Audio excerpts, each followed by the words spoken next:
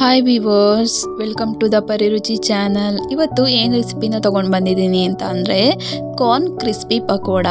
ಈ ಒಂದು corn crispy ಪಕೋಡನ ಹೇಗೆ ಮಾಡೋದಂತ ನೋಡೋಣ ಬನ್ನಿ. ಮೊದಲಿಗೆ ಒಂದು ಪಾತ್ರೆನ ತೊಗೊಬೇಕು. ಪಾತ್ರೆನ ತೊಗೊಂಡಿದ್ದಾದಮೇಲೆ ಅದಕ್ಕೆ ಒಂದು ಬೌಲ್ನಷ್ಟು ಕಾರ್ನ್ಸನ್ನು ಹಾಕ್ಕೊಬೇಕು, ಬೇಯಿಸಿರೋವಂಥ ಕಾರ್ನ್ಸ್. ನಂತರ ಅದಕ್ಕೆ ಒಂದು ಅರ್ಧ ಬೌಲ್ನಷ್ಟು ಈರುಳ್ಳಿನ ಹಾಕ್ಕೊಬೇಕು, ಸಣ್ಣದಾಗಿ ಹೆಚ್ಚಿರೋವಂಥದ್ದು.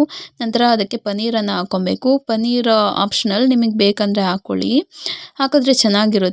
ನಂತರ 3 ಸ್ಪೂನಷ್ಟು ಕಡಲೆ ಹಿಟ್ಟನ್ನು ಹಾಕ್ಕೊಬೇಕು. ನಂತರ 2 ಸ್ಪೂನಷ್ಟು ಕಾರ್ನ್ ಫ್ಲೋರನ್ನು ಹಾಕ್ಕೊಬೇಕು. ಏನಂತಂದರೆ ಇದು ಕ್ರಿಸ್ಪಿನೆಸ್ ಬರೋದಕ್ಕೋಸ್ಕರ ಕಾರ್ನ್ ಫ್ಲೋರು. ಇದರ ಬದಲಾಗಿ ನೀವು ಅಕ್ಕಿ ಹಿಟ್ಟನ್ನು ಕೂಡ ಹಾಕ್ಕೋಬೋದು. ನಂತರ ಸ್ವಲ್ಪ ಉಪ್ಪು, ಅದಾಗಿದ್ದಾದಮೇಲೆ 1/4 ಸ್ಪೂನಷ್ಟು ಖಾರದ ಪುಡಿ. ನಿಮಗೆ ಖಾರಕ್ಕೆ ತಕ್ಕಂತೆ ನೋಡಿ ಹಾಕ್ಕೊಳ್ಳಿ, ಕಮ್ಮಿ ಬೇಕಂದರೆ ಕಮ್ಮಿ, ಜಾಸ್ತಿ ಬೇಕಂದರೆ ಜಾಸ್ತಿ ನೋಡಿ ಹಾಕ್ಕೊಳ್ಳಿ.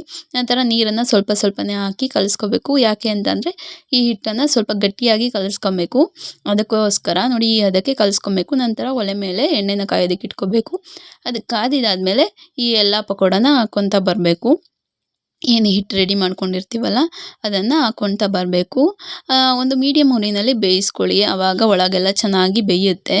ನೋಡಿ ಹೀಗೆ ಆದಮೇಲೆ ಅದನ್ನು ತೆಗೆದ್ರೆ ನಮ್ಮ crispy pakoda ರೆಡಿಯಾಗಿರುತ್ತೆ.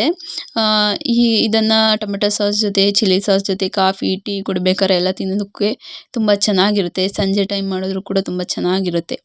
Okay, please like ಮಾಡಿ, ಶೇರ್ ಮಾಡಿ, ಹಾಗೆ ಸಬ್ಸ್ಕ್ರೈಬ್ ಮಾಡಿ. Thank you.